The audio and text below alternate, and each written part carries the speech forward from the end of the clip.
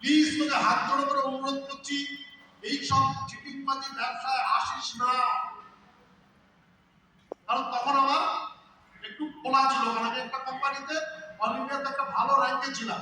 কি সব কোম্পানি বলছে প্রকৃতি, আবার কি বলছে তোমাদের এখানে কিচ্ছু করতে হবে, শুধু একটা কার্ড পাও, তারপরে সারা জীবন খরচা করো এবং যা খরচা করবো সবটাই ফেরত। স্যার এতদিন ধরে এত ব্যবসা করেছি, চাকরিও করেছি, তো অনেক কিছু শুনেছি, কিন্তু খরচা করে ফেরত পাওয়া যায় আমি সব শুনে বললাম ভাই এসছিস যা আপনি খা, খবরদার ভুল করে আর এই কোম্পানিটা কোনো কথা বলিস না। এবং আমার মনে হয় আপনারা যারা এসছেন তাদেরকে কেউ কেউ ধরে নিয়ে এসছে, জোর করে একটা কাজ করিয়ে দিয়েছে। বাট আমি হলফ রেখে বলতে পারি আপনাদের মধ্যে 90% মানুষ এখনো প্রকৃতিটাকে মন থেকে মেনে নিতে পারেননি। বিকজ যত বড়, যতটাই আপনার পাণ্ডিত্য থাকুক না কেন, আপনি যত কোম্পানি ঘেটে থাকুন না কেন, এই কোম্পানির প্রধান এবং অনলি ওয়ান একটি পার্থক্য আছে, যে পার্থক্যটা আপনাদের চোখে দেখতে একটু সময় লাগবে, সেটা হচ্ছে সোচ। এই কোম্পানির মিশন এবং ভিশন সব থেকে পাওয়ারফুল।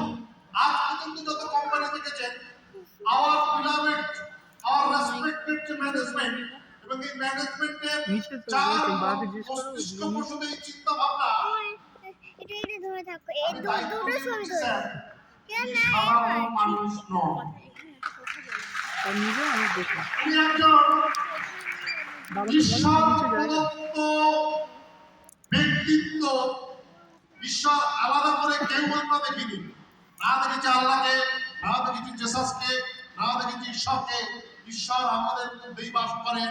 আর আমি আপনাকে দায়িত্ব নিয়ে বলছি, আমি ওনাকে প্রথম দিন থেকে দেখার পর, কথা বলার পর আমার একটাই মনে হচ্ছে উনি একজন জীবন্ত ভগবান। যদি আপনার সাথে ভগবান থাকে তাহলে ভয় কিছু করার থাকে না। আজকে সময় দাঁড়িয়ে এখানে অনেকেই জানেন আমার ইতিহাসটা, আর কিছু নতুন মানুষ এসছেন তাদেরকে বলি কেন আমি প্রকৃতি করতে এসেছিলাম। ঈশ্বর আমাকে বললো যে তোর অনেকদিন হয়ে গেছে, তুই প্রচুর ধ্বংস করেছিস, তো আমাকে এমন একটি রোগ দিয়ে দিল, আমি একটা সময়কে পিয়ারলেসের বেডে শুয়ে পড়েছিলাম। আজ পর্যন্ত কোনো কোম্পানি দেখিনি, যারা কাজ করিনি, একটাও ফোন করিনি, কাউকে ফোনে যোগাযোগ করিনি, কিচ্ছু করিনি। কিন্তু মাই ডিয়ার ফ্রেন্ড, একদিকে যখন অক্সিজেন আর ব্লাড চলছে, আর প্রতিনিয়ত আমার ফোনে টুই টুই টুই টুই করে প্রত্যেক দিন 2000, 2500, 3000 টাকা,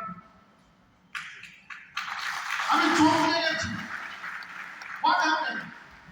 এটা কি করে হয়? আমি তো কিছুই করিনি, এতদিন শুধু ছিলাম বেচুরা, আলাদা মাল তুলে সব নিজেরা রাতারাতি ডাক্তার হয়েছিলাম, আর ডাক্তারের প্রচুর রুগীকে প্রেসক্রিপশন করেছিলাম। যেসব প্রেসক্রিপশনের কথা বললে আজকে নিজেই শিউকে উঠি। কলকাতার কত বড় ডাক্তার এখানে আমি জানি না, আমার একটা প্রেসক্রিপশনের মূল্য ছিল, হায়েস্ট মূল্য ছিল 43,000 টাকা। এইবার খেয়ে স্যার পুরো মোটিভেশন পেয়ে আমি নিজেকে একটা হিরো ভেবেছিলাম। কি প্রকৃতি কি দেবে, আরে আমি একজন সেরা সেরা। যেদিন ভগবানের সামনে পড়লাম, যেদিন বাস্তবের মাটিতে পা দিলাম, পুরো জিরো হয়ে গেলাম। বিশ্বাস করুন, এই 56 বছর বয়সটা জিরো হয়ে গেল। কিচ্ছু জানি না স্যার, কিচ্ছু জানি না। আপনাকে আমি দায়িত্ব নিয়ে বলছি, প্রকৃতিকে 100% জানার মতো লোক এখনো হলে একটাও নেই। প্রকৃতিকে বুঝতে গেলে জান দরকার আছে। দু চারটে কোম্পানি লোক পালন করে প্রকৃতিকে বোঝা যাবে না। প্রকৃতি থিঙ্কিং, প্রকৃতি স্বপ্ন, প্রকৃতির সহজ। আজকের দিনে দাঁড়িয়ে আপনারা সাইট খুলে দেখবেন 12টা ইনকাম